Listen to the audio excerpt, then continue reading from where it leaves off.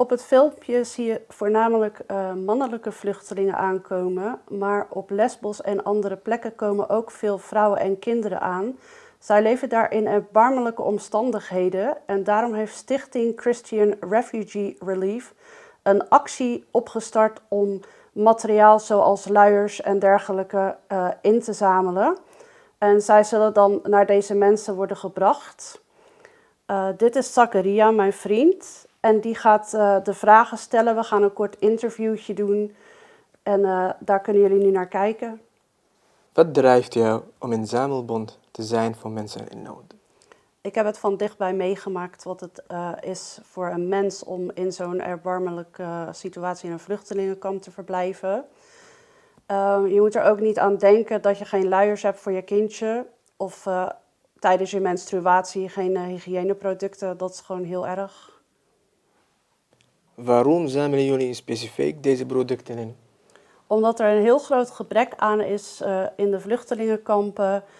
Er is gebrek aan luiers, graag maat 4 tot en met 6 vooral. Incontinentiemateriaal, billendoekjes, maandverband, dat is heel hard nodig. Als je dat zelf zou moeten aanschaffen voor de mensen, dan ben je zeker wel €250.000 kwijt. Er wordt zo'n 1 miljoen luiers worden er verdeeld onder de vluchtelingen. Hoe is de situatie voor moeders en kinderen in zo'n vluchtelingenkamp? Heel erg erbarmelijk, heel slecht. Ze leven daar vaak in tentjes. Vaak in de modder ook. Er zijn te weinig sanitaire voorzieningen. Dus toiletten, douches, die zijn er allemaal niet genoeg. Waar kunnen die producten worden ingeleverd? In West-Zeeuws-Vlaanderen kan dat hier bij mij in de Pallas nummer 38 in Oostburg.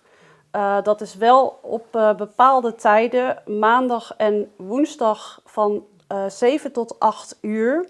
Dan kan je gewoon vrij komen brengen. Andere momenten, dat kan op afspraak en dat kan dan op het volgende telefoonnummer wat zo in beeld zal komen.